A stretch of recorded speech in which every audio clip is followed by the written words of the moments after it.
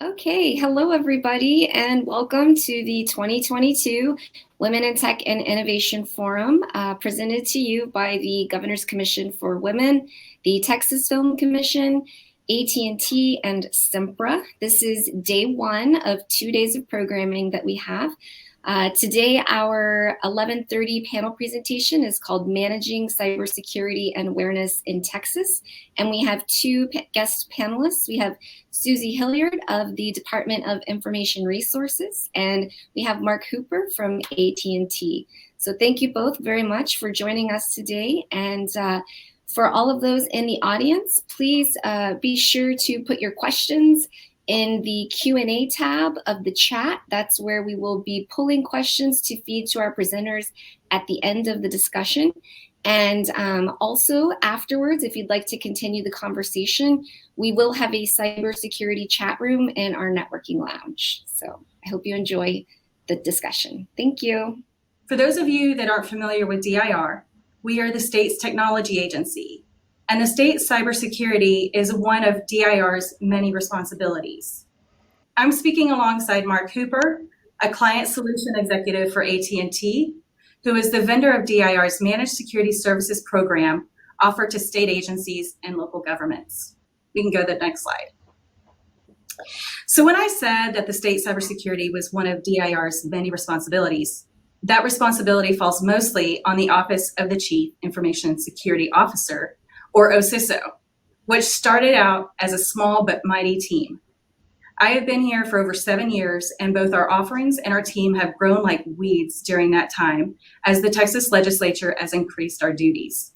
Our current team consists of these 16 awesome folks, soon to be almost 20 in the next few months. I'm about to cover a lot of information in the next few slides, so buckle up, keep your arms and legs inside the vehicle for the duration of the ride. Next slide, please. For those of you who have worked with OCISO before, we recently reorganized to more accurately cover and represent what we do and how we do it. We now have 4 main teams within OCISO: Security Services, Security Operations, Security Coordination, and Governance, Risk, and Compliance. These groups are responsible for the programs and services you'll see listed. I'll cover a little bit about each of these teams in the next few slides. Next slide, please. Let's start with my favorite team because I oversee it. The Security Services team covers most of the offerings we make available to state agencies, public universities, and community colleges. In some instances, local government entities can also take advantage of these services. We provide training for security staff, and we offer end-user security awareness training, which I'll talk about a little bit more in depth later. In addition to training, we host several educational opportunities, including our Information Security Forum, or ISF. Held annually since 2000, the ISF conference focuses on cybersecurity trends and current issues and is open to state and local government, as well as educational organizations at no cost. The 2022 ISF will be held at Palmer Event Center on May 16th and 17th, and we are really excited to hold this event in person. My team also manages the technical services offered to state government, external pen tests, and security assessments. And Mark will talk about that a little bit later as well. When used together, these assessments give an organization a good picture of their security strengths and weaknesses, both from an operations and program management side. We also offer a multi-factor authentication, or MFA initiative, to help state agencies employ the secure practice on their critical systems at no cost.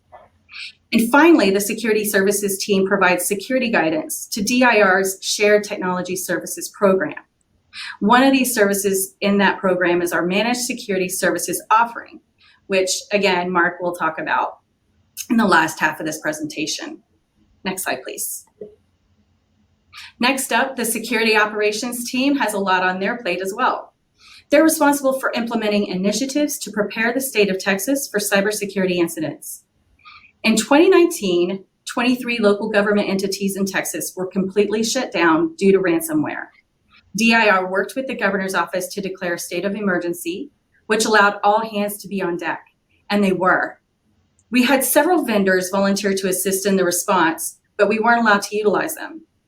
And although we were able to respond quickly, Legislation passed in 2021 that allows us to engage those folks that were willing and able to assist. Hence the Volunteer Incident Response Team, or VIRT, which the Security Operations Team oversees. The VIRT allows us to call on volunteers in both public and private sectors to assist in the event of a catastrophic cybersecurity event. Also under operations is DIR's Internal Cybersecurity Incident Response Team, or CERT, which is on hand to act immediately in the event of a cybersecurity incident. When there's not an active incident, the CERT will be working on incident preparedness activities and exercises. Next slide, please.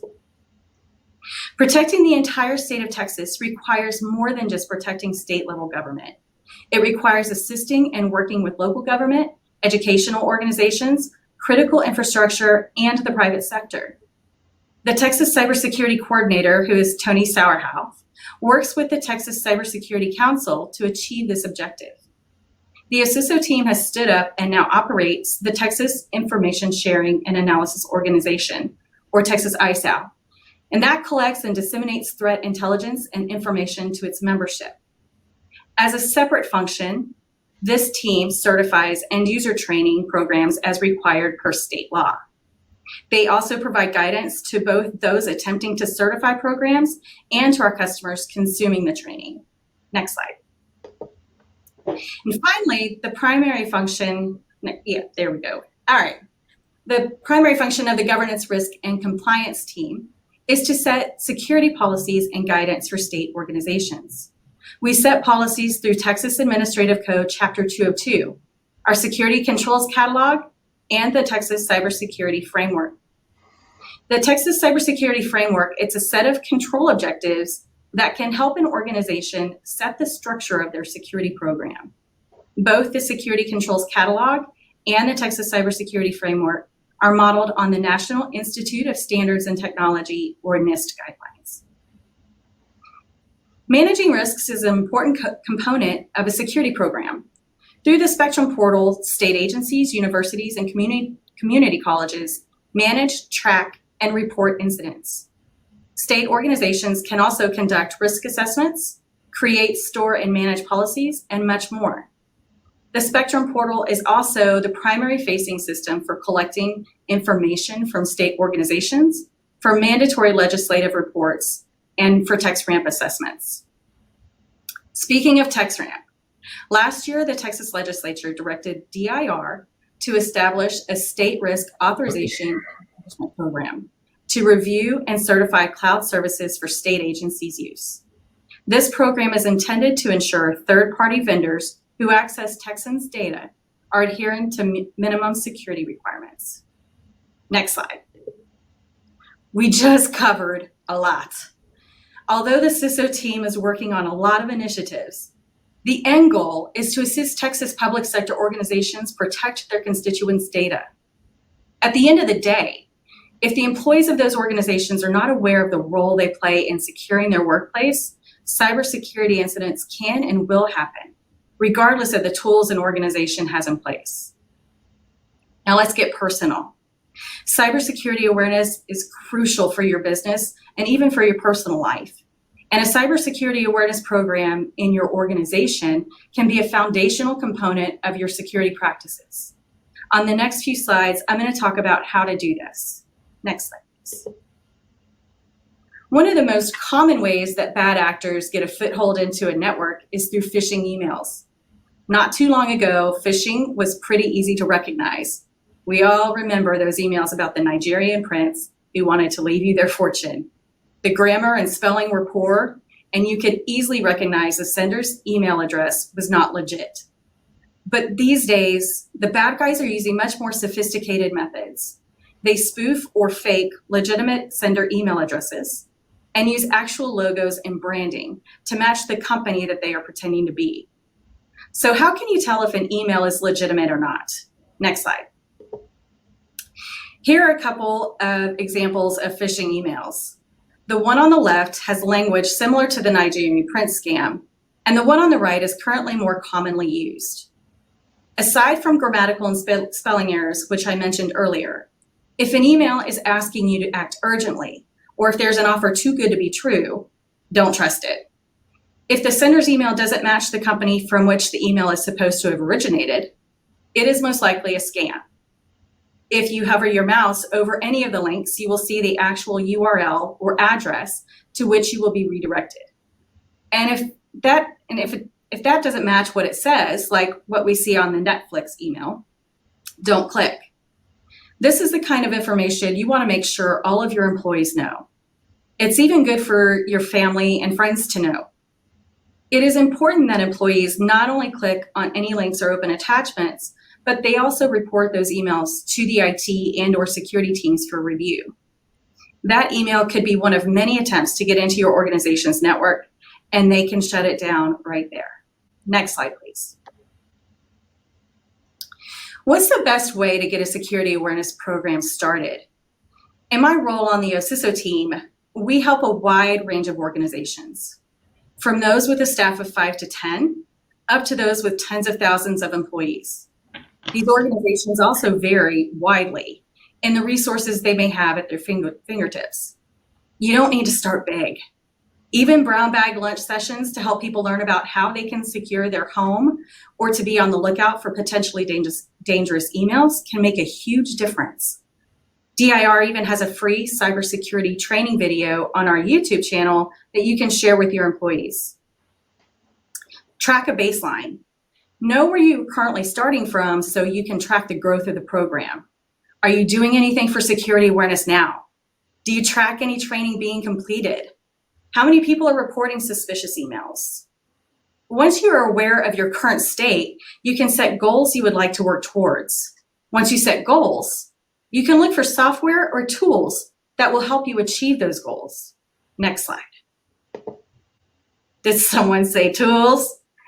Just like security awareness programs can be greatly enhanced using phishing simulations or by providing a learning management system, your security program as a whole can benefit from tools and services. DIR provides a managed security services offering to help the Texas public sector bolster their security programs. I promised early on that Mark would be elaborating on this program. He's also going to talk about other important components of a sound security program. So at this point, I'd like to turn it over to him. Mark, take it away. Thanks, Suzi. Hi, I'm Mark Hooper. I'm Client Solutions Executive at AT&T. My focus is on cybersecurity. I've been in the cybersecurity space for a little over 20 years. I worked at a few different companies, including Dell Technologies, Cisco, NTT Data. I was also a federal agent doing criminal investigations. Right now, I'm currently supporting the DIR Shared Technology Services Program, and more specifically, the Managed Security Services Program, which I'll go through in the next few slides. As you can see here, this is how the DIR has structured the program. So there's a company that does oversight for the entire program. There's a number of services inside the program. Specifically today, we'll be talking about managed security services. But there's other services like web and data center and all of these things kind of rolled up into one program, which is really great for the state in terms of ease of procurement and things like that. So we're the AT&T is the provider for the security portion of that, managed security services. We'll talk about that again a little bit more. Like I said, everything's under a single program, easy to procure, and the management oversight is excellent. So there's SLAs in the program that all the vendors have to adhere to, and so we manage performance that way.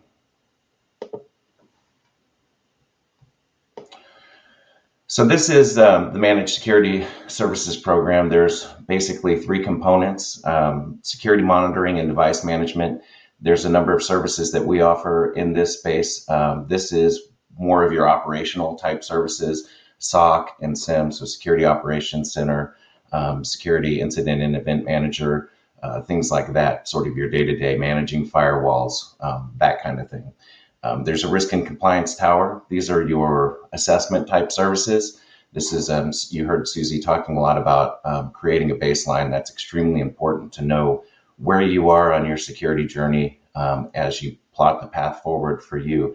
Everybody, every company or every client is in a different space. They're at a different point. And so it's important to create that baseline. Otherwise, you end up managing day-to-day fires and not really moving the needle in your security program.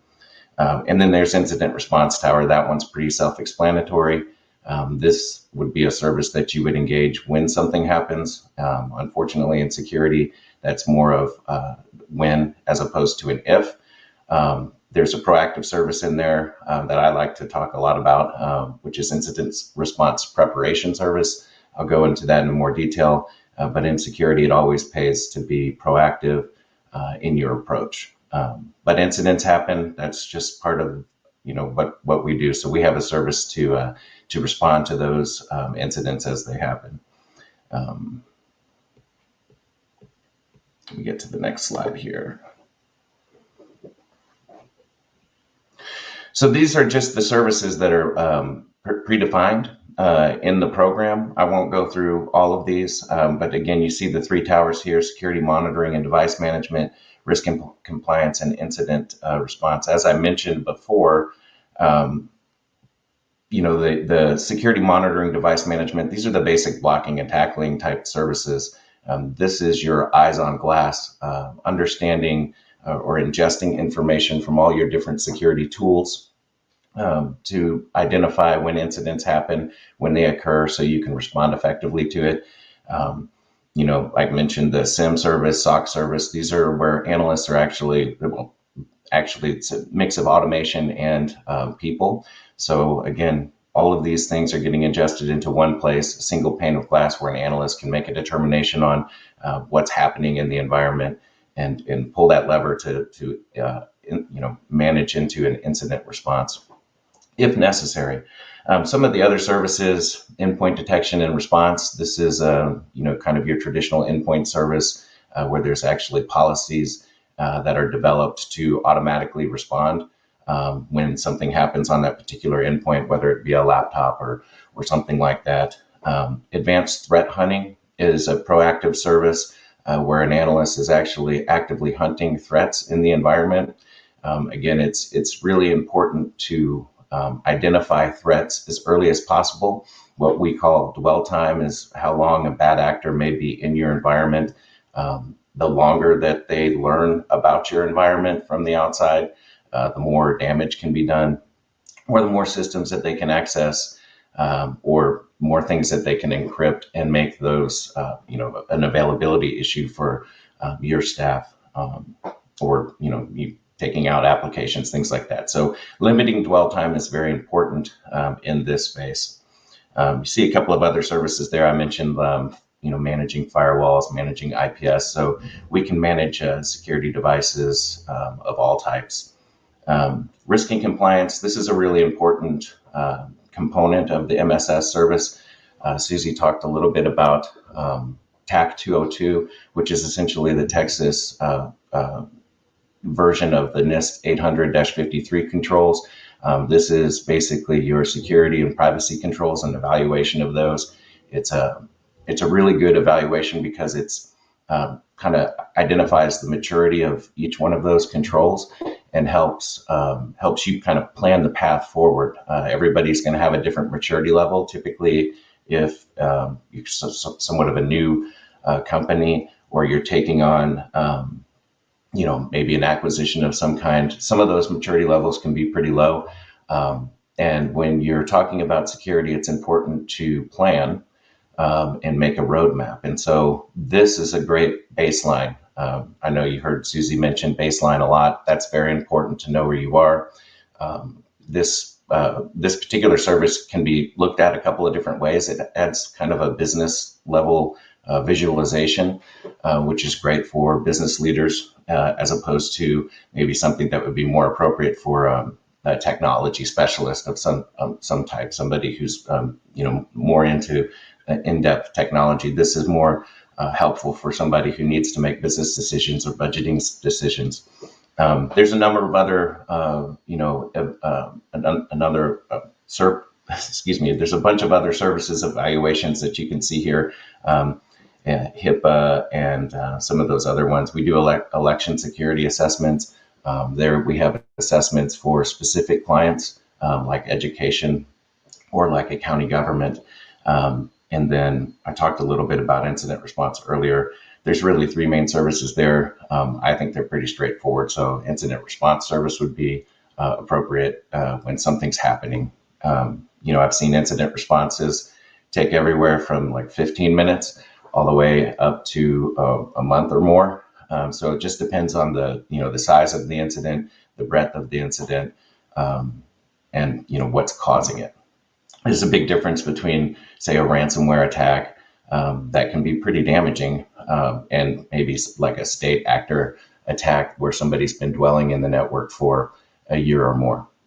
And you see those sometimes publicized, those types of attacks. And like I said, incident response prep is very important. So knowing what you have in your toolbox. A lot of times I see clients who have entitlements for things in their environment. For instance, Microsoft offers multiple licenses for things like email. Well, in some of those licenses, there's Compliance Center and there's other services that can be turned on and tuned.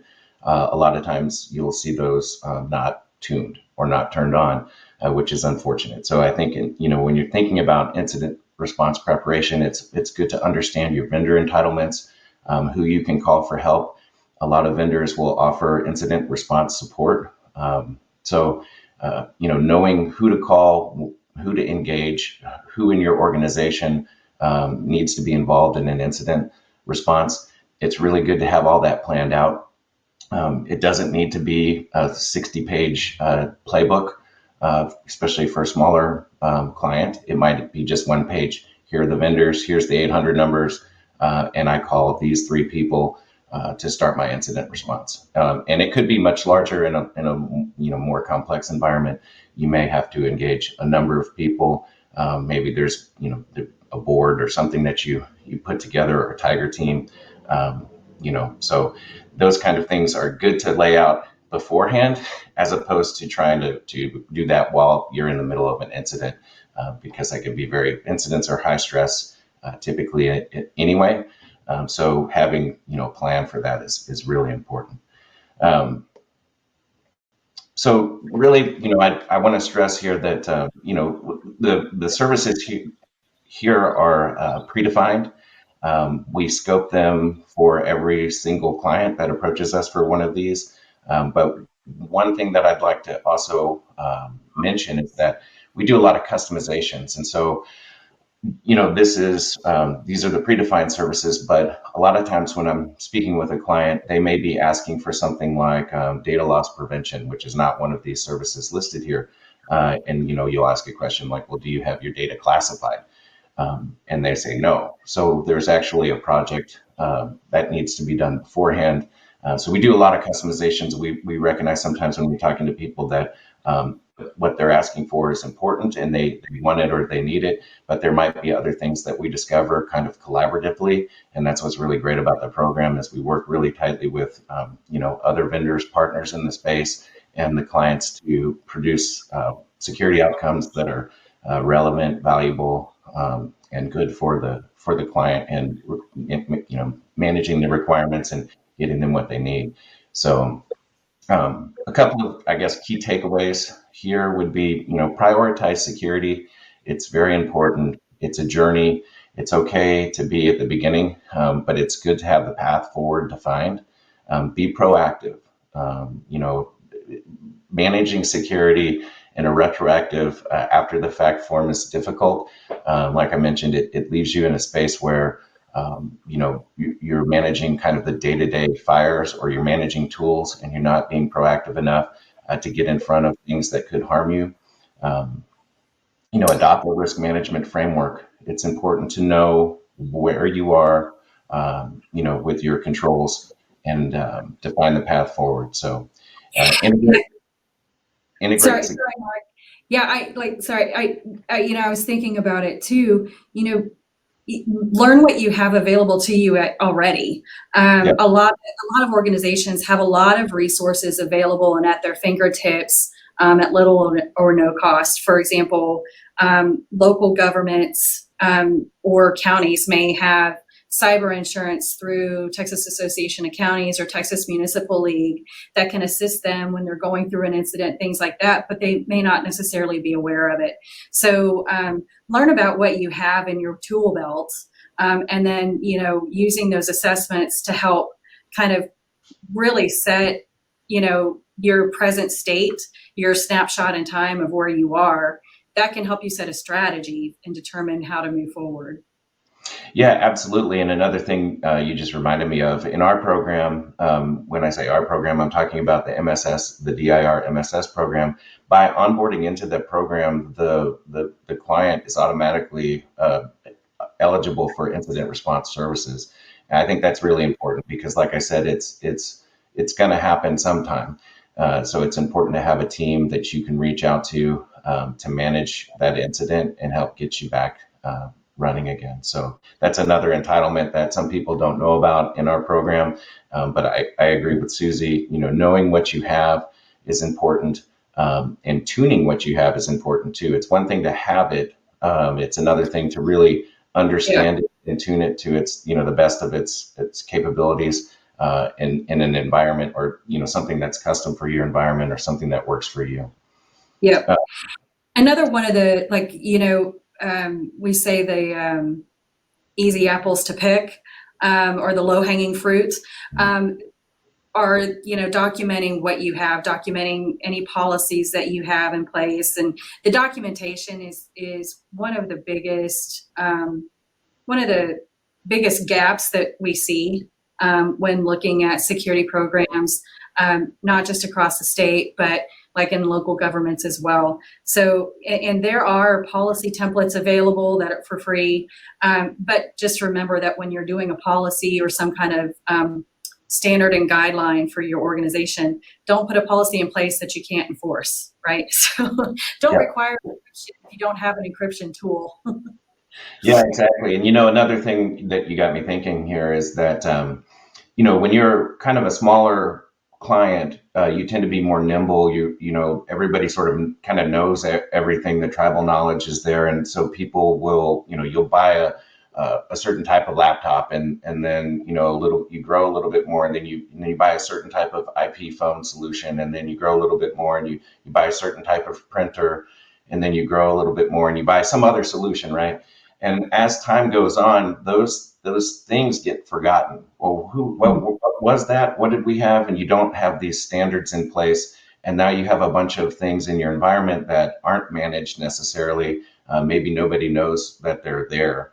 So it's important to, understand your IT inventory as you're adding things. That will help you manage your risk, because every device that has an IP address in the environment can be a problem, right? I mean, if you think about it, printers are really, in most cases, just like a Linux server, essentially. So they can be used for certain types of attacks.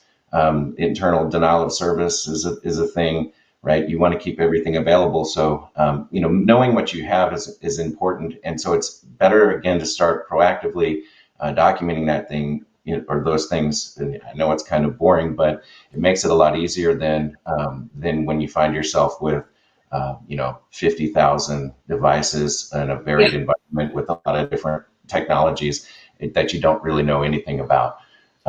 It's easy to get into the sexy part of cybersecurity, all the tool sets and the forensic side of it, and that sort of thing. But when you're looking at some of the most important components of a security program are the not sexy stuff, right? So making sure your party agreements. So if you outsource your IT, especially if you're young and a startup company, you may outsource IT or have very little IT. So if you outsource it, make sure that contract with that vendor holds them accountable for what they're responsible for, because they're responsible for securing their data.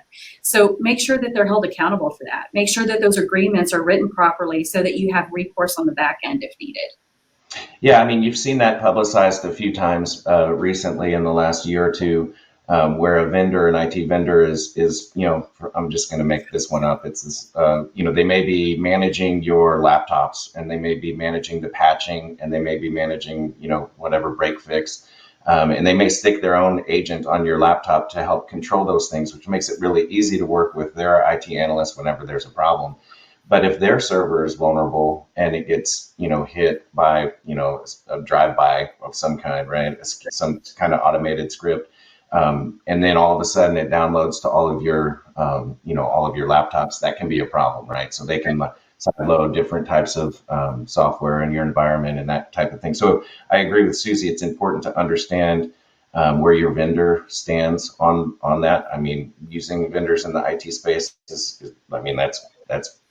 important in a lot of cases. They typically they have expertise that you don't currently have on the team. That was actually the next point I was going to talk to, is make sure you get the right type of help. Whether that's hiring somebody in-house or going with a vendor.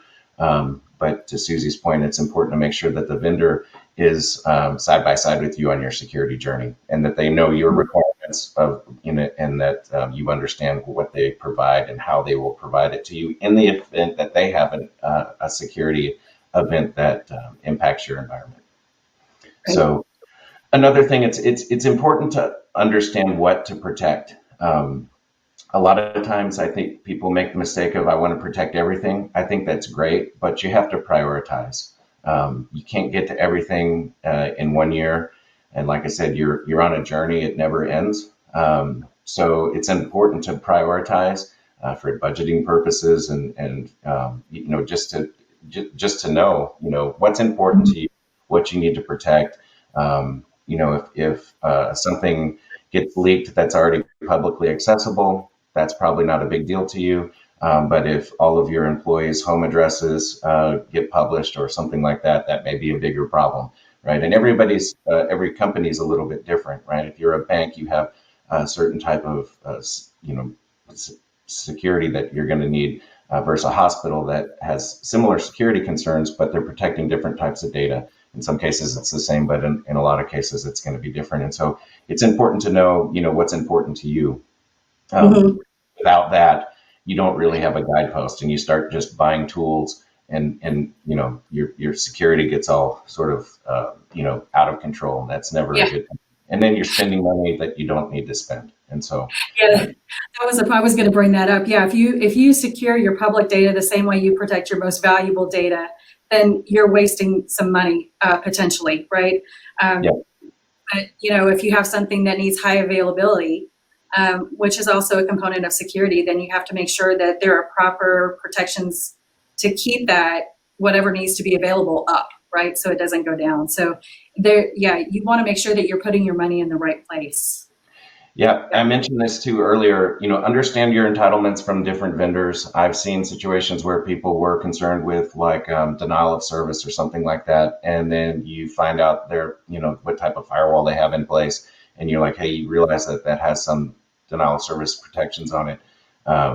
Or, like I mentioned, the data loss prevention. Hey, you have that already. Oh, just turn it on. Well, you can't really just turn on DLP, but there are things that you can just turn on, like Compliance Center, and get certain types of reports. You can get data visualization certain ways. So it's just know what you have. And if you don't know and it's difficult and time consuming, then just ask somebody to help. So there are vendors that'll come in, we'll do that. We can come in and help, with some high level kind of advisory type services to just take a look around the environment, put your system inventory together, let you know about the entitlements that you have, and match your requirements with, what's in your space. I think that's really important. Suzi mentioned this earlier too, user awareness. That is so important in this space.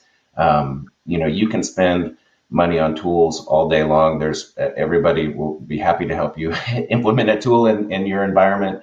But humans are really the most, one of your most vulnerable vulnerabilities, one of your biggest vulnerabilities, because if they're not security aware, it's easy to make a mistake, right? Phishing is one of the easiest route to entries in this space, and it's really dangerous. So it's important that users, know. You don't want to over aware them to where they're annoyed by, what you're wanting them to learn. but it's important that they understand security, right, in day to day and in their day to day tasks. And I think I had mentioned, integrating security into your IT programs, integrating security in an employee's day to day mindset is good. Do I click that? What do I look for? Who do I ask if I have a question? That it could be simple as that. Hey, I'm not exactly sure about this. I need to ask the CISO's office, right, before I do something like this, or before I send this email with credit card information. Do I, I need to ask somebody. That's probably not the right thing. So, just getting employees to a point where they think, hey, wait a minute, something's wrong. I need to ask is a good thing. So definitely user awareness is important in this space. Assess and reassess. So a lot of times I see clients assess, which is great. That's the first step, but you've just taken the first step. So, you want to assess, find your baseline, establish your baseline, create your security program, create your roadmap.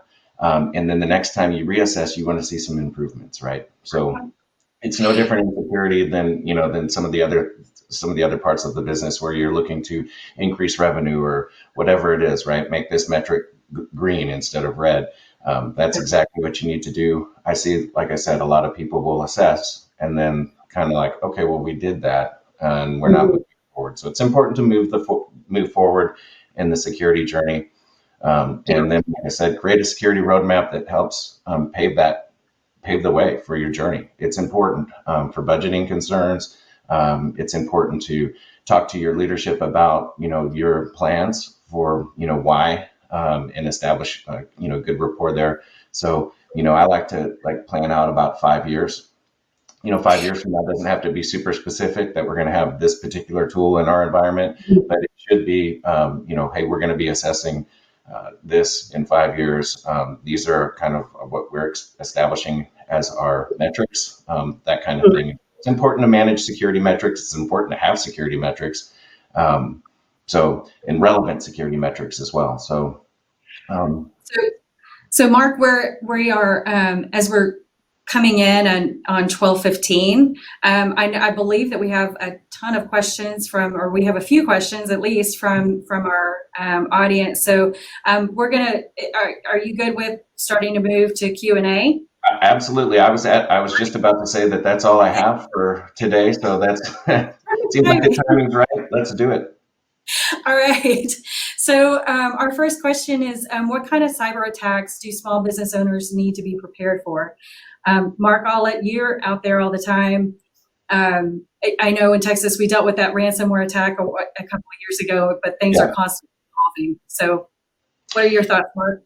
Yeah, I mean, that's a tough question to answer because the answer really is it depends. It depends on what type of small business this is, right? So, what type of an attack, if you were a small, like a defense contractor of some type, you may be worried about a different type of attack coming from a different place. I'd say for majority of small businesses, I would say phishing. I would probably say phishing across the board just because email is everybody's using email. It's pretty easy and the fakes have gotten pretty good. Luckily, there's a lot of things that can mitigate those types of attacks. A lot of people use Office. So Microsoft has a lot of really good tools. They aggregate a ton of data. You can imagine Google does too. Actually, you think these big email platforms, they're seeing all this data at the same time. So when they see a phishing attempt or attack in one place, they can basically mitigate it across all places. And so I would just say phishing because it's the one that happens daily. But again, it would depend on, if you're a bank, you're going to look at different people are going to, attempt to access things a little bit differently. But phishing, I think, is number one. How frequently do you audit that policies are being followed with effectiveness testing? So first of all, you want to make sure that your policies are being updated on a regular basis. Yeah. That's a good question too. And that's another one that I would say it just depends, right? It depends on the type of environment you have. I think it's great to update policies and make sure that they're effective. But it's hard for people to do that a lot all the time. So I would say at the best speed that you can, that doesn't drag you into like, being super slow or Right. take your eye off of something else. Well, and for state organizations, I can tell you what we do in Texas. So we recommend that our state agencies, universities, and community colleges get an assessment every 2 years. So that way they can, number one, see their maturity, where they're starting off from, and then they have time, like a legislative session, basically, to go through and update their policies, update what they're doing. And then, because technology changes so much quicker, we recommend penetration tests on your network. Those are the technical tests that find out where your vulnerabilities are. We recommend getting that on an annual basis. So. Yeah, and I was going to say, a lot of the priority on that would be around what it is that you're protecting. If it's something that's, really high risk, then you would want to do more frequent assessment against it. If it's something that's less risky, that you just assign a different time for it. Yep. Right. What industries and types of businesses are most susceptible to cyber attacks, and what is the nature of these attacks? So my boss told me when I first started in cybersecurity that the only way you're really secure is if you have a laptop and you bury it 6 feet underground. So basically anybody is susceptible to security attacks. They are looking for the easiest window to open. So just like a thief goes through, and he's not going to pick on the house that's got the fence around it with the dog in the yard and the alarm sign and the camera and the mirrors. They're going to go to the house next door that has the open window and none of the other stuff. So if you're flouting that you're not protected, they're going to find a spot. So they constantly attempt anywhere they can get into. Yeah, I agree. And I think what you see most often is exactly that. You see hey, I'm just going to move along as fast as I can to get to I'm going to just launch an attack on anybody. I don't even care. And it may be just completely automated, right? So I'm going to look for a vulnerable system on the internet, and I'm going to have a script go right to it and hit whatever it is and start locking it up. And then I'll send ransom messages and that. But I would also say again, and I'm going to say this a bunch, it depends, right? So you mentioned the house with the fence and depending on what's inside that house, somebody may spend a lot of time on it, right? So if you look at sort of your nation state attacks, which you don't see as much with a smaller business, but you see against states, or government, universities for sure, places that are doing research. They're going to spend time and money, and they're going to have large teams, and they're going to dedicate time to it. And that's the advantage that they have, is that they have time.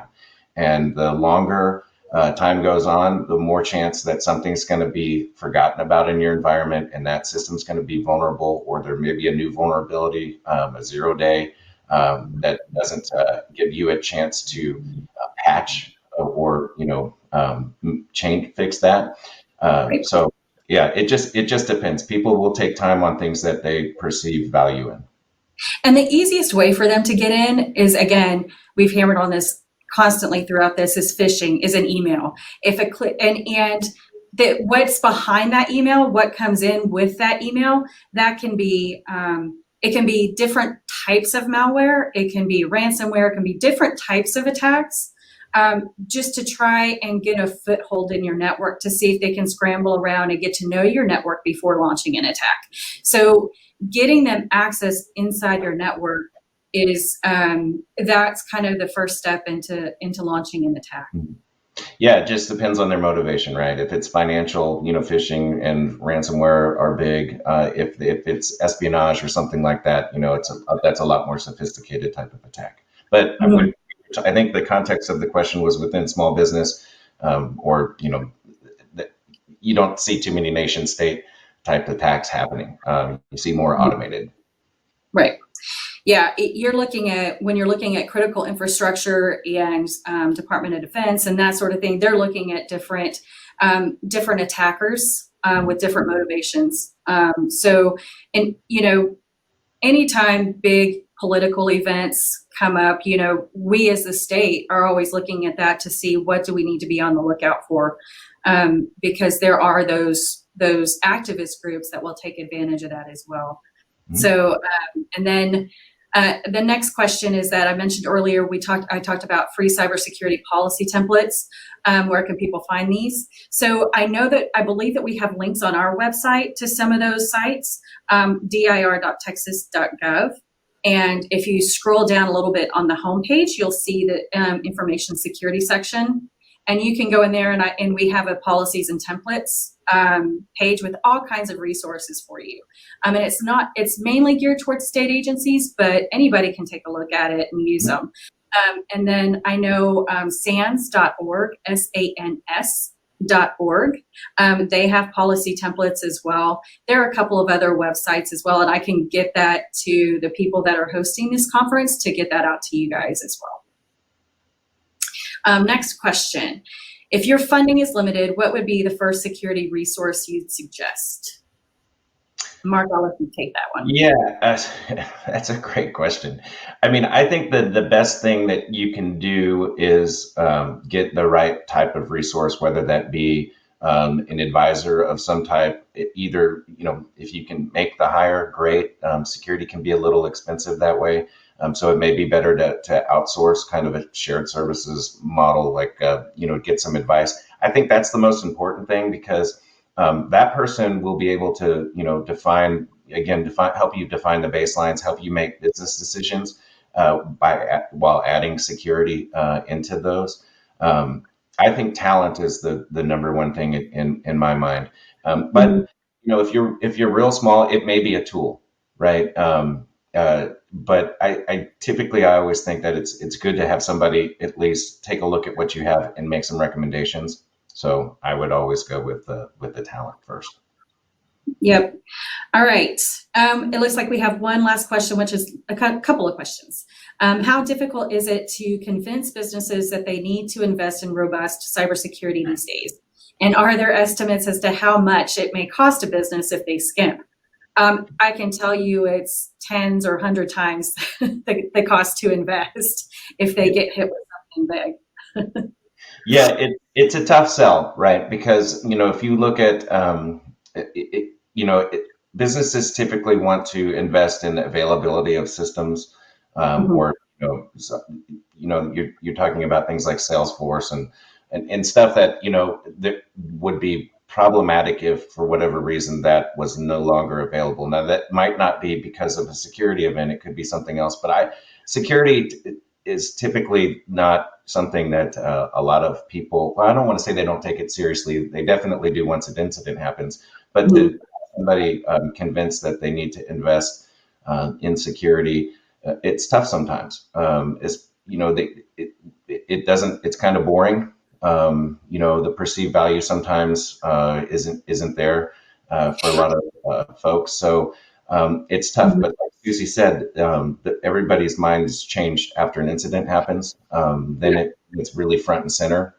So it's better to be proactive. I know I mentioned it several times in this presentation. It's best to be proactive. It's less expensive to be proactive. It's better to start growing that early and adding security to everything that you're doing. And part of the issue is really quick, and I'll close out and turn it back over to Lindsay. But part of the biggest issue is that you're not seeing a return on investment. So part of it is how you, especially if you're an IT staff or if you are in the IT department, how do you translate what you're doing in cybersecurity to make it mean something to the business?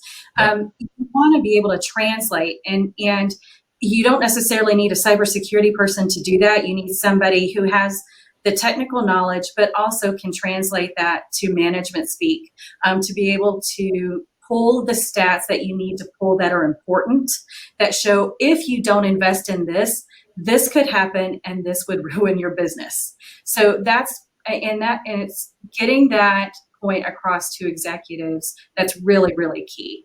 So, and I think that being said, I'm going to go ahead and turn it back over to Lindsay. But again, on behalf of me and DIR, we really want to thank you guys for having us today. This was a pleasure. Yep, absolutely. Yes, Thank you both so much for your time and your expertise. We really appreciated you offering up all of this helpful information. We've had a lot of good conversation going on in the chat, and I would just like to reiterate that we do have a cybersecurity chat room in our networking lounge. So when this webinar concludes here in just a few minutes, feel free to continue the conversation in that space. It is open and available to you. We have also created a Department of Information Resources booth in our virtual expo hall. A lot of those templates and handouts that Suzi had mentioned are included in that space where you can go ahead and download those and have those at the ready. And like she mentioned, there is the DIR website as well. We appreciate all the engagement from our audience, and we still have 2 more panels today. The next one starts at 1 o'clock, so got about 30 minutes. That conversation will be with Arcane Studios, one of our premier game developing companies here in the state. So we have 5 representatives from Arcane who will be having a roundtable discussion about their work and the games that are coming out of their studio. And so we'll look forward to that. Thank you, everybody, for attending. We hope to continue to see you throughout the day, both this afternoon and tomorrow. Have a good afternoon. Thanks. Everyone.